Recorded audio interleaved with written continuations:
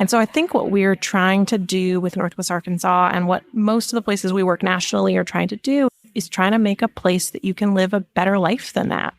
And that you've got time with your kids because you're not in the car all day, and that you can go and grab groceries in 5 minutes and not in 90 minutes.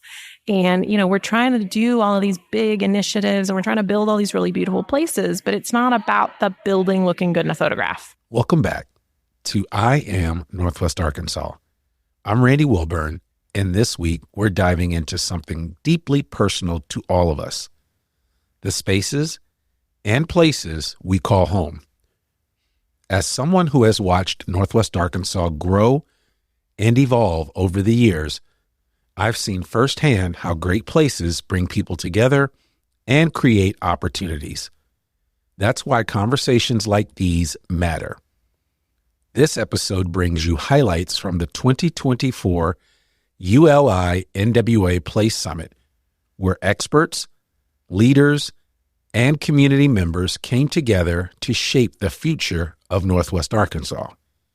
As we'll explore today, placemaking isn't just about buildings or policies. It's about people and the lives we want to build here together. So let's jump in and explore how placemaking is transforming Northwest Arkansas and how each of us has a role to play. Cue the music.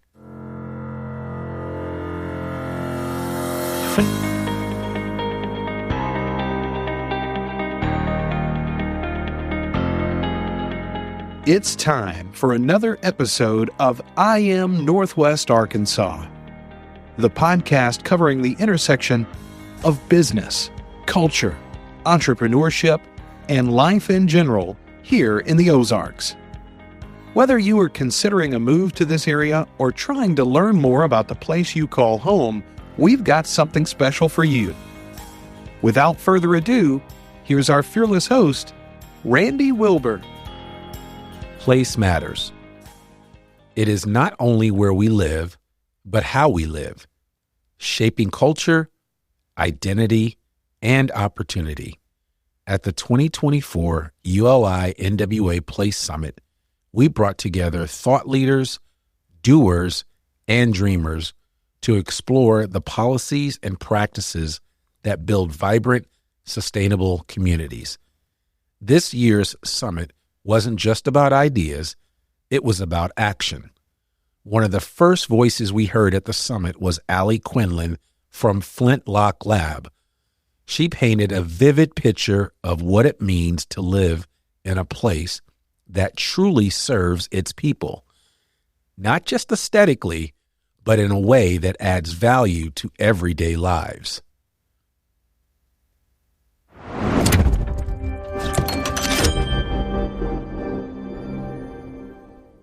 First, if you could just tell me your name. Yeah. So I'm Alli Quinlan. I'm based down in Fayetteville, and I have a little company called Flintlock Lab, which is landscape architecture and building. It's that acronym. Perfect. And you've been in planning for a long time, right? I moved to Northwest Arkansas in 2012 from Washington, D.C. Okay. I have an undergrad in architecture and then did a graduate degree in landscape architecture in D.C. and worked in, planning and placemaking and construction of housing units, kind of all the way from the beginning. So lots of time in the seat in trying to get this stuff done in Northwest Arkansas. That's good. Well, since you are a kind of quote unquote expert in this space, I actually have two questions for you. One is, define in your words, placemaking, because a lot of people hear that word bantered about and we use it interchangeably with a lot of different things. But give me your definition of placemaking. The thing that I think makes people feel like they live in a place, right? Which is what we're trying to do is a lot of times I think we can think that this is about the bike trails, and we can think that this is about the buildings, and we can think that this is about the structure. And I think this is about the people. And so we've got to build all this stuff to make a backdrop for them. But really what we're doing is we're building a place that people are living their lives. We are building a place that makes people's lives appreciably better, that they are on the bike trail and seeing, the service berries bloom in the spring, and they are not sitting on an interstate for an hour and a half, both directions. And there's a lot of places in America that is people's experience. You get in the car at 6 a.m. in your 2-car garage and you open the door and you drive to work and you are on a separated interstate for an hour to 90 minutes. And then you sit in an office all day and then you get back in your car and then you have another 90 minutes back. And like maybe you get to see your spouse and your kids for like 30 minutes. You go to bed and you do it again. And so I think what we're trying to do with Northwest Arkansas and what most of the places we work nationally are trying to do is trying to make a place that you can live a better life than that. And that you've got time with your kids because you're not in the car all day, and that you can go and grab groceries in 5 minutes and not in 90 minutes. And, we're trying to do all of these big initiatives and we're trying to build all these really beautiful places, but it's not about the building looking good in a photograph. It's about, do we have a whole community of people that can find a house of a type and a price and a location that they need, and they can find a job that they like that is fulfilling, and they've got a school that their kid is happy at and learning, and that they've got friends that they can walk down the street and see. Like we're trying to build a place that is about people and is about environmental sustainability, sure, but also economic sustainability and social sustainability, that we've got this really strong community and a lot of people have been working on this for a really long time. And I think anybody who lives here can say they're doing a good job. They are. They really are. And I mean, man, that is probably one of the most concise definitions that I've heard of placemaking. And it does take out the whole aspect of the place and focuses on the purpose of doing all of that, which are the people. Yeah. And I think that's important. And I think especially designers can sometimes get wrapped around the axle on like, but does the plaza have pavers? Like, yeah, that would be great. But does the plaza have small businesses that can start up a business and test a retail concept and build wealth in their family and be able to become investors in their neighborhoods themselves? Do we have these places that we've got these pathways to success? But we still have a version of the American dream that you can start an idea and you can live a good life and you can leave something to your kids that's better than what you started, and that everybody gets to do it. Yeah. But it's not a limited set. And I think that's the real success. Yes, we love when there's pavers in the plaza, and yes, the street tree species should be right, and yes, that architectural detailing on that facade needs to look good, but it's not really the point. Alli, since you have been at the Place Summit for the 3 years that they've had it, I want to ask you this specific question. Can you share an example of successful placemaking initiatives here in Northwest Arkansas that have possibly been highlighted at one of the 3 Place Summit events? Yeah, absolutely. The thing that I really like is as we reflect on some of our older initiatives, because there are a lot of these things that happen that it takes a number of years to really see that impact, right? So we get the policy changed, we get the project funded, right? That takes a year. It's in design for, at best case scenario, a year. It's in construction for a year or two. And then getting tenants in and getting the place occupied and takes another year or two. And so often I think our best metrics of success are not the things that we did last year or the things that we all get excited about coming and talking about the stuff we're working on right now. We won't know for 5 years how successful those initiatives were. And I love Place Summit has done a really great job of talking through some of those initiatives that happened 10 and 15 years ago that were very forward looking. The construction of the Razorback Greenway, the downtown master plan and rezonings that happened in Fayetteville, that political leadership in Fayetteville that really allowed, in 2006 to 2010, before this stuff was happening in a lot of places, allowed us to start doing things like removing code minimums and having form-based zoning. And, this incredible lab of trial and error has been able to happen because of these forward-looking initiatives. And so I think it's going to be really impactful. We have only dialed up the speed and the ambition of those kinds of initiatives locally. And so I think looking back on this 5 to 10 years from now is going to show how meaningful each time we think that we're, taking maybe too big a step, that maybe it wasn't enough. And so I think that ambition is going to be really well served for us as a region. Absolutely. And we certainly appreciate you and all of your efforts, Alli, because we know that you're going out actually into the whole country and learning new things and then bringing them back here to Northwest Arkansas. So for that, we say thank you. And last but not least, if you were trying to tell somebody that they should get involved with ULI, and not just the Place Summit, but just the Urban Land Institute of Northwest Arkansas in general, why should they get involved? The thing that I find, being out and about, doing this work nationally a lot, the thing that I can see about our local ULI chapter that is really unusual. I think sometimes ULI nationally can feel unapproachable to people that aren't experts. And it feels like this, kind of group of real estate experts that are very serious. And there's lots of really nicely cut suits. And that doesn't, ours feels not like that in the best possible way, that if you come to a Place Summit, you cannot walk 3 feet without running into somebody that is a doer, a decision maker, a passionate local resident that really cares. And so we've got this cohort and this contingent of local people working at placemaking all the time. Yeah. Who really have banded together and have said, we love this place and we're willing to do the work. And so ULI, I think, is that structure by which everybody's coming together and talking about lessons learned and talking about the things that are working and the things that aren't and how we can do better. And I think that camaraderie is really important to getting things done. We've got lots of what I think is locally bipartisan efforts that can be really rewarding to be a part of and that can really make significant change. And so I think if you're interested in how Northwest Arkansas is being shaped by a lot of the changes that are happening, there is no place like ULI to really be the center of where those conversations are happening. Absolutely. Absolutely. Well, Alli Quinlan, thank you so much for joining us today. We really appreciate it. And thank you for sharing from your subject that you talked about today. And certainly we hope that this isn't the last time that we get a chance to chat with you about placemaking, especially here in Northwest Arkansas. So thank you very much. Thanks so much for having me. Absolutely.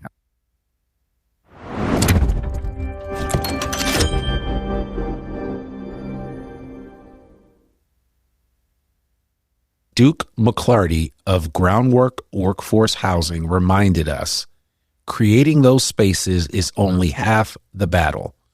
Affordability and access must also be part of the equation. Thank you, Randy. Duke McClarty.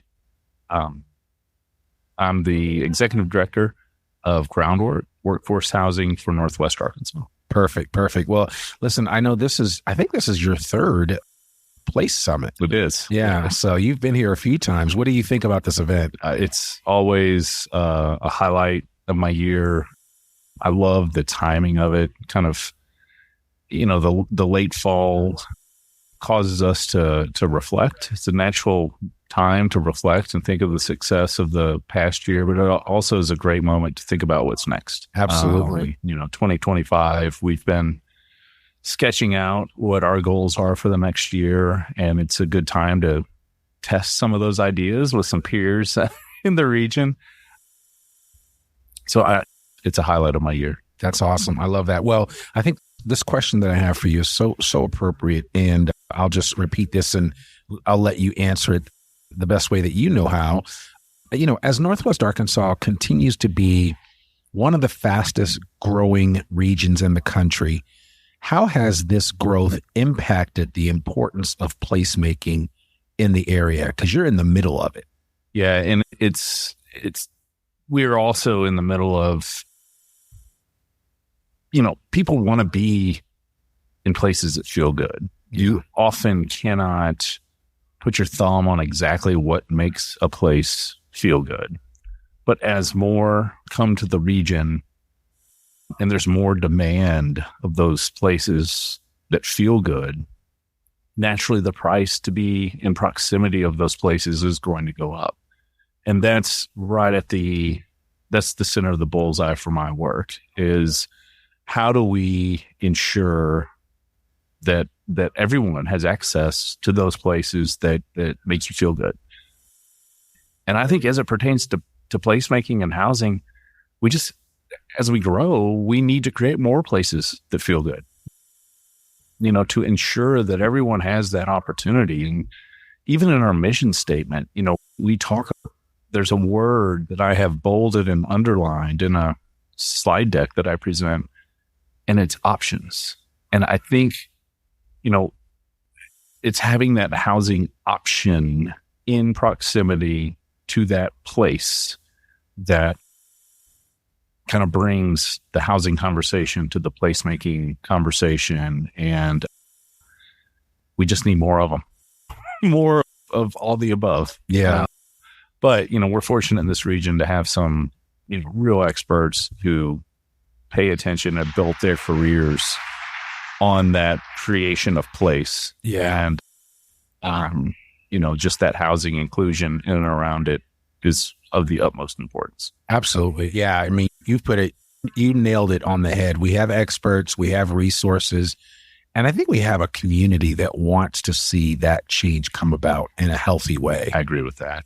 The collaboration in this region is something that I don't know that any community has that. I've welcomed new developers to the region, and I've shown them around, and without fail, they all say, like, there is something here. There's a collaboration, a willingness to be a part of something. They're meeting with banks, they're meeting with investors, and doors are open. And I think it's part of the secret sauce, that we talk about. It's something to be said for this Mid-South heartland region that we're in. I mean, people definitely are a little bit more friendlier than you find in some other areas. Yeah. So, I think friendlier, doors are open. I think there is given the business kind of roots of the community, the business focused roots of the community, there's an understanding that like a rising tide really, truly does lift all boats, to use an overused cliche. But I'm excited for the possibilities around place and around housing because of those natural forces that we have underfoot. Okay, great. Well, listen, we wish you nothing but continued success with Groundwork and all the amazing work that you're doing. And we really appreciate you linking up with Urban Land Institute of Northwest Arkansas and what they're doing. I think it makes great bedfellows, if you will. Man. So, yeah. I have no better bedfellows than ULI. That's awesome. They're the best. And I'm always honored to be a part of anything they're doing. That's great. Well, thank you, Duke McCarty. We appreciate it from Groundwork. We hope you have a great day. Thank you, Randy. Thank you.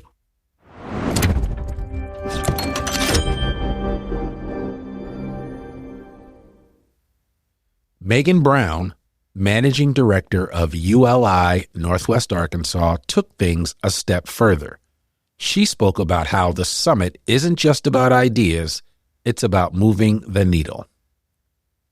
So, Megan, this is your third Place Summit. You have you've done a yeoman's task to get this off the ground and to make it happen each year, I might add. And so I know that you have a personal reflection on this event and what it means to this community here. But I would love for you to just kind of maybe share a little bit with the audience about this being the third annual Place Summit. How have the conversations and priorities evolved since the first gathering right here at the Record in 2022, and now it's 2024? Yeah, I think that's a great question. I think one of the things I noticed just from the content side of things, the increased level of content discussions and honest discussions that are being had at the Place Summit. I think our first year, this was a little bit of a new thing to everybody. What is this event? What are we going to talk about? Who's in the room? I think now, being our third year, there's kind of that initial understanding of what this event takes. And so increasing our audience as well and diversity of audience has allowed us to have some more serious conversations. I mean, we've had from West Marshall getting very direct on, we build our roads without people really in mind, it's car first, people second, and real case studies and real call to action and how to take next steps to Miracle in Montana that we heard from Groundwork this afternoon. Some really incredible, what I would describe as direct, kind of in your face conversations that it's hard to ignore. Yeah. And so I think that high level quality of content has increased and is exciting. It has increased. It seems like, though, that you guys, from the start of the Place Summit back in 22, you guys raised the bar. You had Majora Carter. You had the folks from the place down in Tucson that came. Oh, yeah. They came and spoke about what it looks like to be in a carless area. They're not like a full city, but they're a section of Tucson that they're car free. And so, you guys kind of raised, I thought you raised the bar on what could be talked about at an event like this. Oh, well, that's great to hear. Yeah. I mean, candidly, this was the first event that I had really been to around this discussion. So I guess that's just kind of exciting to have being raised even further from the high bar we set initially.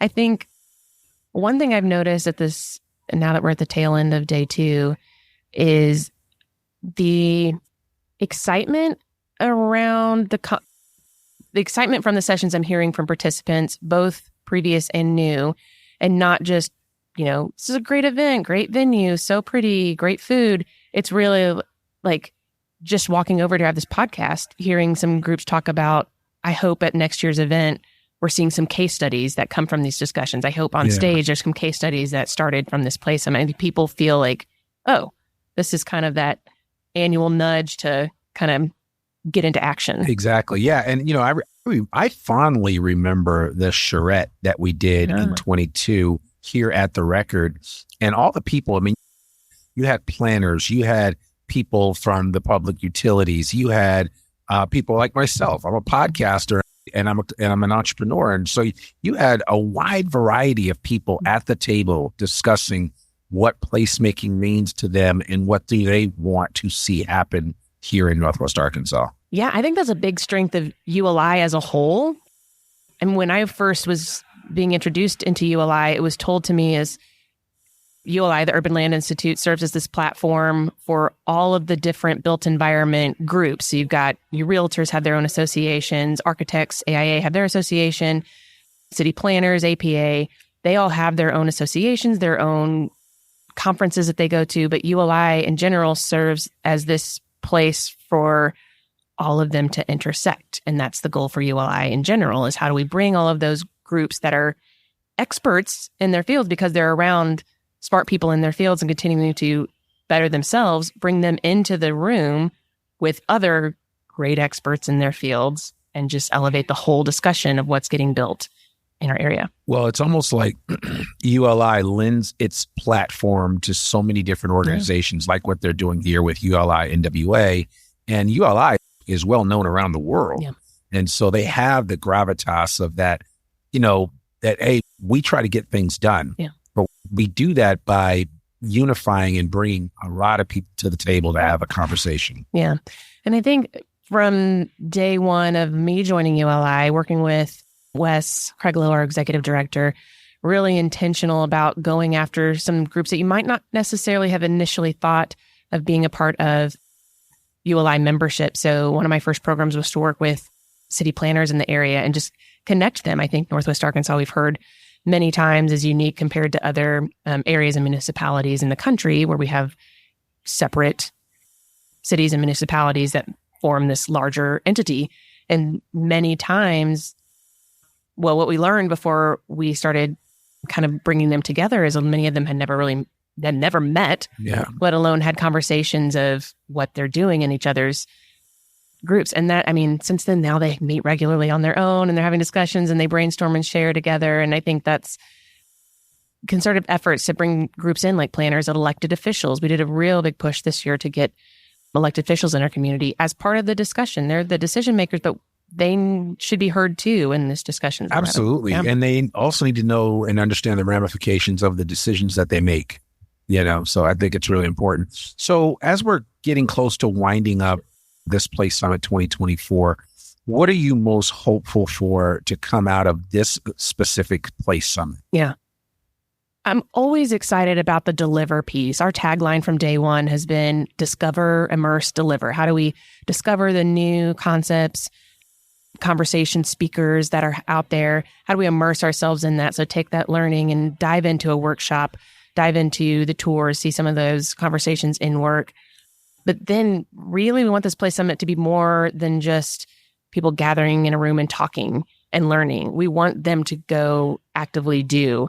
And so moments like our regional infrastructure workshop that's happening right behind me right now, of working with the Regional Planning Commission to intentionally ask certain questions and get certain people in the room and get certain feedback from the participants to then be put into this regional plan that's going to be adopted by our communities. That it's starting here. I mean, regional planning is doing their initial efforts and they're going to continue to ask different groups, but that's something that our attendees at the Place Summit get to be a part of. And we want to continue to grow those kind of moments. And that, in essence, is the power and the opportunity that the Place Summit presents to anybody that comes, that they can be part of the solution.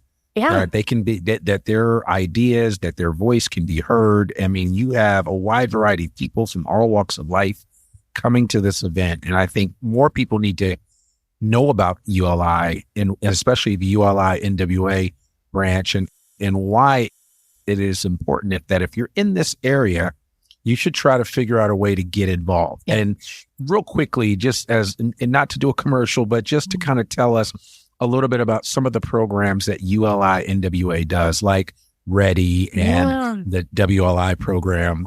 So if you want to just give us a few. I appreciate that, Randy. Yeah. So we have a variety of programs that meet a variety of groups.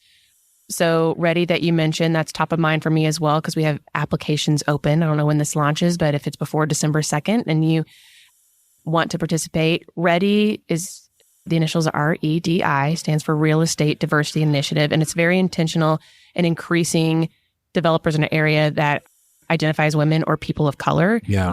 This is a national program, but when we sought to launch it here in Northwest Arkansas, just taking a quick glance at our membership base, which we would argue represents the leaders and decision makers in the built environment of Northwest Arkansas, it was heavily favored to middle-aged white males. Yeah. And so if those are the leaders in our organization, in our area, that are the ones making the decisions on what gets built and they're the ones driving it, do we want to have more representation from across the growing diversity of Northwest Arkansas? I remember talking to you when we first launched Ready because you had led a podcast about the most recent, it might have been a year and a half ago, but most recent diversity report of Northwest Arkansas. And it was growing and I'm assuming still growing. I haven't seen latest data, but how do we bring those individuals into this built environment development process? And so it's a 14-week cohort. We take about 20 applicants at a time, and it's really intentional. It's 2 hours weekly, in-depth walkthrough of the development process, from site selection to building your team to putting together contracts to understanding pro forma. And then along that way, we've got experts in the area that are leading those discussions. And so you get to build these unofficial mentorship relationships along the way. Yeah, our Women's Leadership Initiative, we heard from them last night at a reception. They're launching their second round, I believe, of their mentorship program, partnering. Sounds like a powerful program, too. Partnering tenured females in their fields with up-and-coming women. And I think it's a 10-month course. It's very intentional as well. We have our Emerging Trends event. That's a global ULI event happening in January, where it's the latest trends and updates on the real estate industry.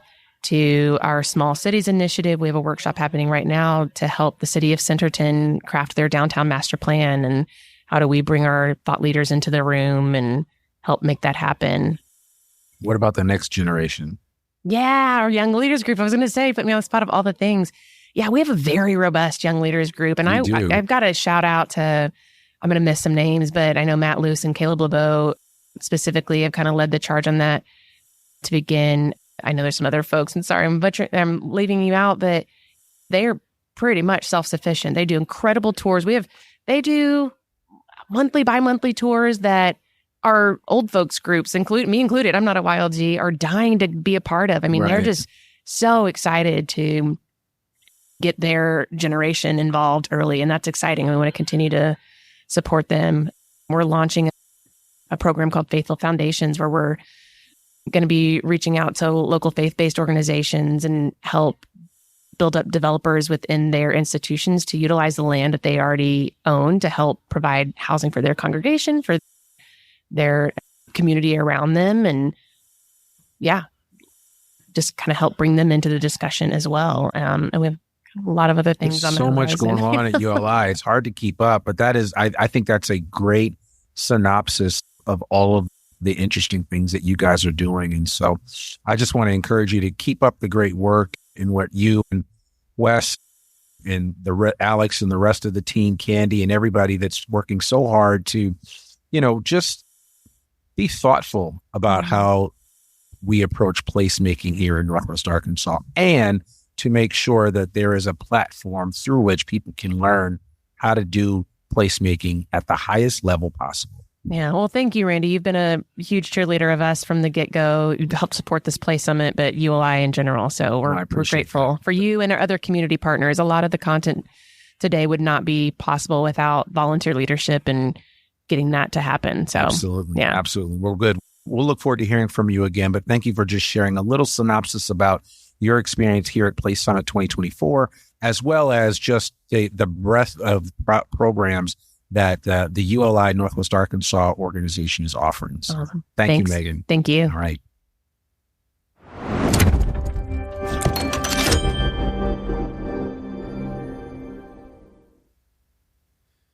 Rebecca Knight from the U.S. Green Building Council emphasized the importance of designing with a community's character in mind. Hi, I'm Rebecca Knight, and I'm staff member at U.S. Green Building Council, also known as USGBC. Great. And Rebecca, it's my understanding that this is your first time at the Place Summit for ULI NWA. Yeah, it is. And I'm so glad to be here. It's been a wonderful event with all the people, all the networking, especially the tourists. But I love being in Northwest Arkansas.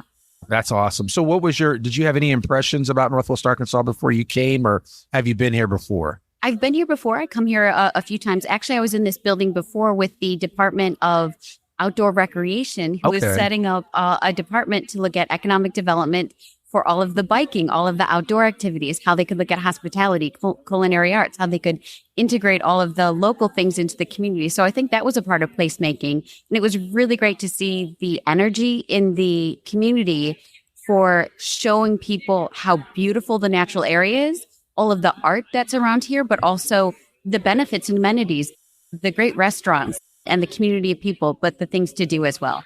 Yeah. And, as I think about all of the different people that are coming from all walks of life, all backgrounds and experiences, for you in your role at the Green Building Council, what would you say has been, the most important aspect of placemaking that people should understand as we move forward, especially as we develop a region? I mean, you live in Atlanta. Atlanta's fully developed, but Northwest Arkansas is not quite there yet. And we have to grow. We have to have the infrastructure to support that growth. What would your thoughts be around that? Yes. And Atlanta is a big but growing city, but it's coming from a large base. I've also spent time in New York City. I think the biggest thing about placemaking and what I see in my work, I work with a lot of different communities, different size communities, and each one is unique. So certainly communities that are smaller, developing, medium scale, they don't want to ruin their character. They don't want to become the big city. They want to become themselves, only better. So part of that development is smart growth. It's about community engagement. It's about economic development that supports small, unique businesses and a sense of housing and community, how people live, work, behave in the streets, how they share festivals, what types of things they do on their weekends, how they spend their time with their family, how well they interact and engage with their communities. All of those things lead to placemaking, but it's not one size fits all. You can use some best practices, but you really need the community engagement side. You really want to develop something from the ground up that's applicable to the history and characteristics of that place. It's a huge deal. Rural communities want to be rural communities, only better. Exactly. So as we're winding up the second day, what has been your biggest takeaway from this Place Summit event that maybe is an aha moment for you, or something that is causing you to say, when I go back to the office, this is something I want to work on, or I want to think about even more? Yeah, one of the big things that has inspired me has been a number of the case studies where people have come up against obstacles and overcome them. It does take slightly out of the box thinking or a passion to work with an issue so that you can continue to work on the project, recruit the right leadership, find the right solution, do something out of the box, and then it becomes standard. So once people do it, it becomes much easier. I think it's very inspiring to hear that people have developed these projects, had these case studies because of their passion, but also the practicality that they made it economically feasible. They got people on board. They addressed the community issues. They worked with them. And I think that openness and that leadership is really brilliant to see. And I think those are the types of leaders that I want to promote, that I want to help, I want to support, and I want to make sure that they have the voice. So when I go back to the office, I'm going to tell people about the people and the leadership from this area and from the summit. I love that. I love that. Well, and finally, just give me your quick definition. We're going to call it Rebecca Knight's definition of placemaking for this audience. It is community. Placemaking is community, and that is economics, that is home, that is family, that is schools, that is small businesses, that is the streets that you walk on, and that is the lighting at night, especially at this time of year when we start to go into the holidays and darker nights. How does that feel? How warm, how safe, how pleasant, how much fresh air do you get? And so all of those things are placemaking, and how unique it can be, but how comfortable and positive and inspiring that can be. I love that. That is perfectly put. We will put a pin in that. Rebecca Knight from the U.S. Green Building Council, we really appreciate you. Thank you for joining us today. Thank you very much for your time. Absolutely.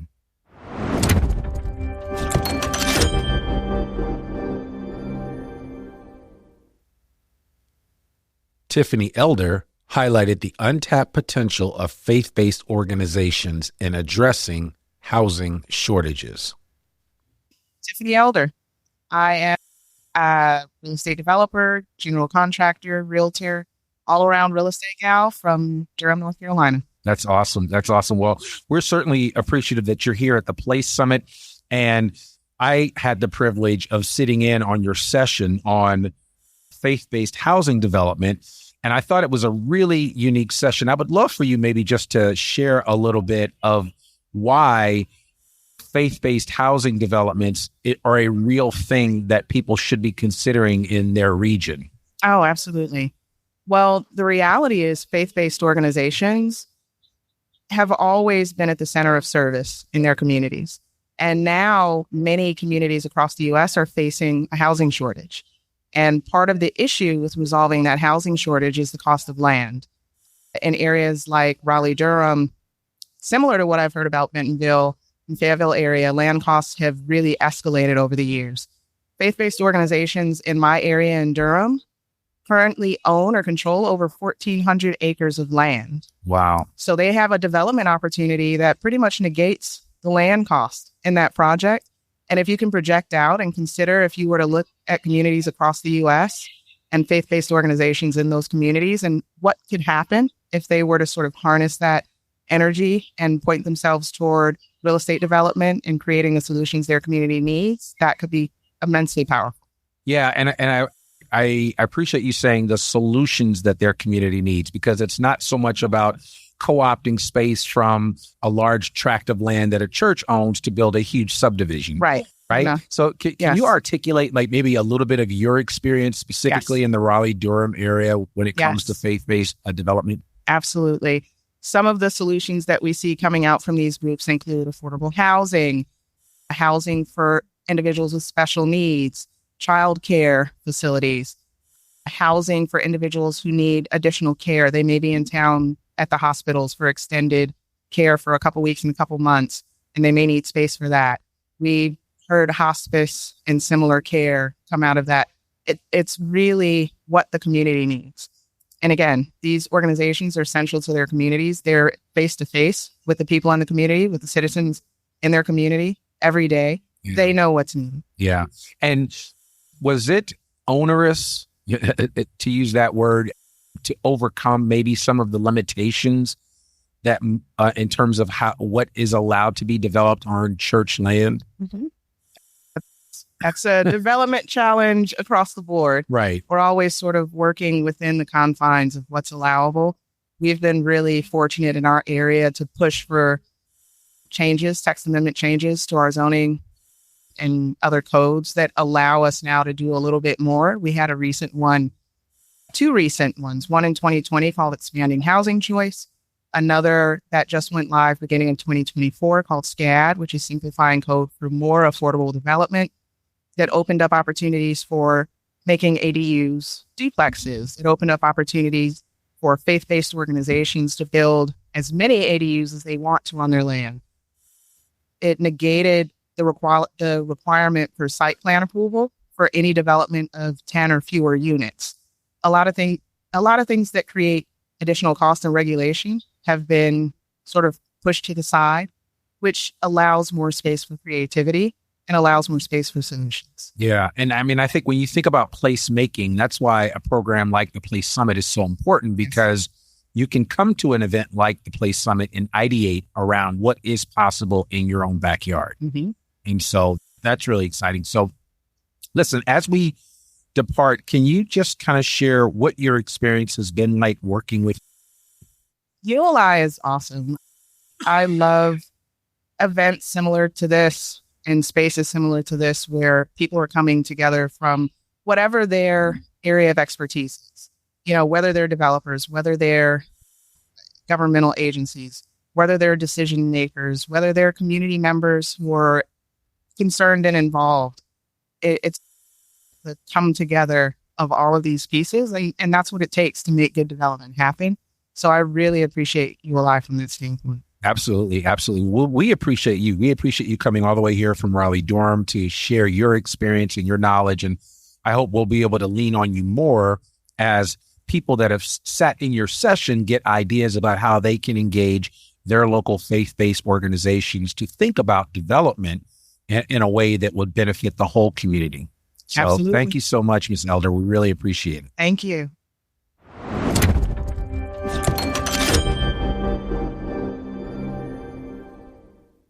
My name is Morgan Keeling, and I'm with the Illinois River Watershed Partnership. All right. And tell us a little bit about the Illinois River Watershed Partnership. Yeah, the Illinois River Watershed Partnership, or IRWP, was founded 20 years ago in 2025, so almost 20 years. And what we do is bring together stakeholders from a completely diverse background, so everything from conservation to industry, to build consensus-based voluntary solutions to improve water quality. So what that looks like is voluntary practices for farmers, voluntary practices for municipalities, all kinds of things along that line. Okay. Well, we certainly appreciate having you here. What's been your biggest takeaway so far being here at the Place Summit? I think my biggest takeaway is how motivated people are to make this happen. And really, the shared vision, the shared goals, establishing those through the Place Summit, I think is critical. I think when we have those shared goals, we really can do more. Yeah, absolutely. Absolutely. Okay, so we have a question for you, Morgan, on the role of collaboration. How important is collaboration between different sectors, government, private, nonprofit, in achieving the placemaking goals discussed at the summit? I think it's absolutely essential, especially when it comes to water. Collaboration is not just helpful, but it's required. And I think that public-private partnerships are how we can really advance a lot of these initiatives around community. There are the public folks who are out here initiating the developments, who get the say in how they're designed. There is the government who is telling us what the criteria is to develop to. And I think that bringing in like our nonprofit helps bridge the gap between some possibilities, and especially when you're talking about funding. There are capital stacking methods that we have access to through some of like the bipartisan infrastructure and through ARPA, some other funding mechanisms. And so I think that they're going to be required for us to advance a lot of these initiatives. Yeah. Yeah. Well, I mean, and I think collaboration is key, if for no other reason but the fact that we're all in this together. And if we work together, I mean, two can do more than one. And so it's exciting to kind of hear your thoughts about it from your organization's perspective here at the Place Summit. And we really appreciate you just taking time out of your schedule to come and chat with us. Thank you. No, I'm so excited. And as you heard, the way we develop what we do on the land has so much impact in the water. And so I'm very energized by the opportunity to connect with so many people who are actually shaping the built environment, and also will come out with ideas, and hopefully we can collaborate on some green infrastructure and low impact development. Absolutely. And I'm sure you'll develop plenty of relationships during this summit. Thanks again, Morgan. Thank you, Randy. Absolutely.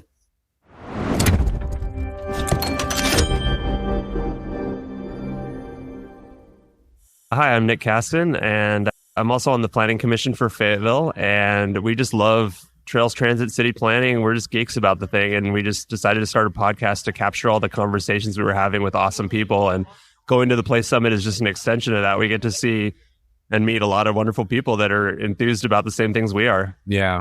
Well, listen, I have a specific question for you around community engagement.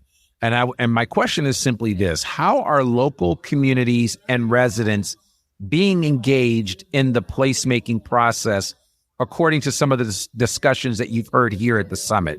That is a great question. I think there are numerous ways people are getting engaged. One of the ways is just through the ULI meetups and events like this. The fact that ULI Place Summit lets people come and volunteer is letting kind of everyday lay people who might have an interest in this type of topic come in and actually participate and get involved with the community, which then transfers to people meeting the right people to maybe even start them in new careers. So that's one way. And then you have just the fact that people come and get inspired, and you see these conversations taking place. Even though I'm not super active on social media, there are groups on social media. There are Reddit conversations around urbanism and the built environment. So it's just a very inspiring conference for connecting the right types of people, whether you do it professionally or whether you're an advocate or just someone who's interested. That's how we started out, was purely being interested. And now Nick's sitting here on the Planning Commission. I've been applying for all of these different programs that I heard about through this conference. So I encourage anybody to come and participate, even if you have absolutely no background in this area. It's the place to be. I like that. Good one. The place to be. So my final question to you, Nick and Meredith, can you guys, in your own way, define what placemaking is to you? To me, it's just making your shared public spaces a place you want to actually spend time, and not a place that you're eager to rush through because you're just trying to get from point A to point B. Yeah. Yes. And for me, placemaking really is kind of a confluence of art and nature and visibility. So I kind of liken it to wayfinding or place finding, whatever you want to call it. But you know that you're somewhere because, oh, there's a little painting of a squirrel, or, oh, there's that big, beautiful tree that's been there forever, or that gorgeous house.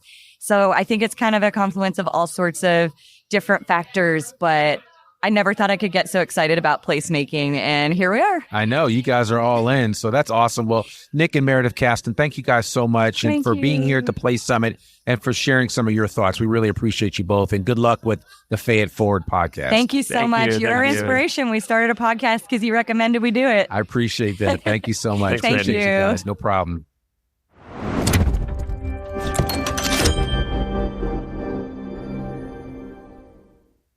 Finally, Wes Marshall reminded us of the critical role that traffic engineering plays in creating livable spaces and how much work still needs to be done. Hi, everybody. I'm Wes Marshall. I'm a professor of civil engineering at the University of Colorado, Denver, and author of Killed by a Traffic Engineer. Now, Wes, can you just give us a synopsis of that book? Because the title in and of itself is some of the best copy that I've heard in a while. I mean, well, there's a lot to it. I mean, I start off with the idea that, doctors have been around for 5,000 years. For the first 1,000 or so, you could argue that they probably killed more people than they saved. But it's an empirical science. They are learning. They're getting better. Traffic engineering is only 100 years old. And I'm arguing that we're still in that stage. Like, we're still in the stage where we're killing more people than we save. The problem is, myself as a traffic engineer, I didn't realize how little science there was behind the stuff I was being taught. And I don't think a lot of the traffic engineers out there realize it as well. So this is me digging down a lot of rabbit holes to show that it's not as steeped in kind of that safety research as any of us were led to believe. And we need to get back to being more of an empirical science in order to get safer on the roads. Yeah. In the writing of your book, without giving it all away, can you share one or two of your biggest aha moments that even as a practicing civil engineer that you were like, man, I never thought of it this way? There were so many of them. And some of it was shocking. It's like, oh my God, we were so dumb. Other times it was like, well, at the time, the engineers were very well aware of what they knew and what they didn't. And they were, acknowledging the limitations. Like I was taught as an engineer that wider roads are safer. It gives people a factor of safety. They can speed and still be safe. They can do all this sort of stuff. And the empirical results never really match that. When you look at streets now, that's not what actually happens. When I tried to find the original study that told us that, it was right. It said that wider roads are safer, but the widest road in that study was 24 feet curb to curb. I mean, so they compared 24 to 22 to 20 to 18, right? Right. So yes, 24 is safer than 18. And this is in the 1930s. Like, this is where our study comes from. Sure. But we took the idea that wider roads are safer and we perpetuated that for generations. And we kind of forgot to look at that initial study to see, what did that actually tell us? Yes, 24 might be safer than 18. Does that mean 60 or 80 or 100 feet is safer than 40? No. But that mentality stuck with us. Interesting. Yeah, it makes you think about when you hear about the open road and having like big, wide open, you go to certain places and you go from a 2-lane highway to 4, like whenever I drive into Dallas coming from Oklahoma, and I'm like, man, it's nice, but, I don't know if it's necessary or not. I guess it just depends. But I guess with all the traffic in Dallas, there's that too. So, all our protocols are set up, not only to design for car traffic today, but for car traffic 20 or 30 years into the future. Safety at best is like the third priority for us. I'd barely even say it's third priority. But we think that safety is embedded into all those protocols. But what I'm showing is that it's not. Did you study at all the Autobahn when you were writing this book? A little bit. I was trying to focus more on kind of the American experience. Okay. I've realized over the years that it's hard. It depends on the context. It's hard to just take solutions. If I say, oh, here's what Copenhagen's doing, a lot of U.S. engineers would be like, oh, we're not Copenhagen. Right. We can't do that. Yeah. But if I tell them, like, Charlotte is doing the exact same thing, they're all on board and ready to do it. Yeah, I got you. That makes perfect sense. So my final question for you is, we're here at the Place Summit in Bentonville, Arkansas, 2024. This is the 3rd annual Place Summit. One of the biggest topics that we talk about, it's something that I had mentioned from the stage, is simply this idea of placemaking. And I'd be curious to know, from your vantage point as a civil engineer, what does placemaking mean to you? To me, placemaking is where it all comes together. So we have a lot of folks working on different things, like some people working on the transportation or the architecture or like the land use and that sort of planning. Like, this is where it comes together. And that's what we need. The whole thing only works when it's like a more holistic, comprehensive thinking. And when those components come together, that's, you can't have one without the other. A lot of places look the part. Architecturally, stuff like that, but they don't work because the transportation isn't right. Right. So you have to have that element as well for it to come together. And these are the people I'm talking to this week that are thinking about those things and how they come together. And that's where we need to get the solutions we're looking for. Yeah, no, you're absolutely right. And there are so many disparate pieces that kind of work together if you allow them to. And so I think it's really important. But certainly from a road perspective and how we build the roads that we build in the communities that we're in, I think are really important. It has to be done in a thoughtful way. So I can't wait to hear your talk today. I know I am really excited about it, as I know so many others that are in attendance. So I want to thank you for joining us here from the great state of Colorado, and we really appreciate your time with us today. Thanks for having me. Absolutely. Thank you so much.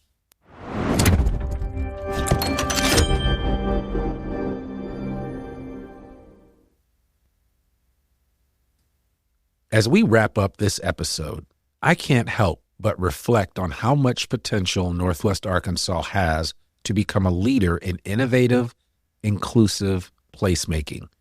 But here's the thing. It's going to take all of us.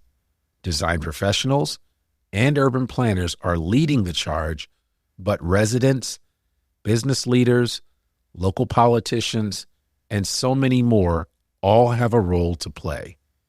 Your concerns, your ideas, and your passion for this region matter.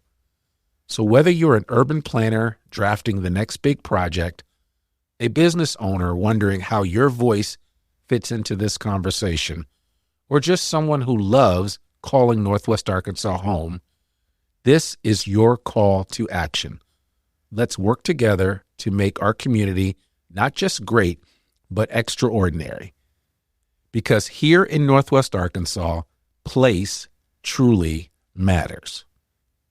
If you want to learn more about placemaking or how you can get involved, check out ULI NWA's website at arkansas.uli.org or listen back to our past episodes, including our talk with Allison Sant.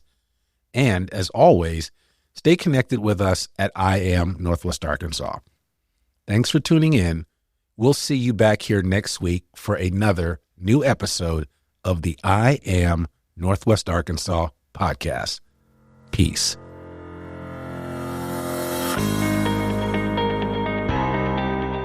We hope you enjoyed this episode of I Am Northwest Arkansas. Check us out each and every week, available anywhere that great podcasts can be found. For show notes or more information on becoming a guest, visit IamNorthwestArkansas.com.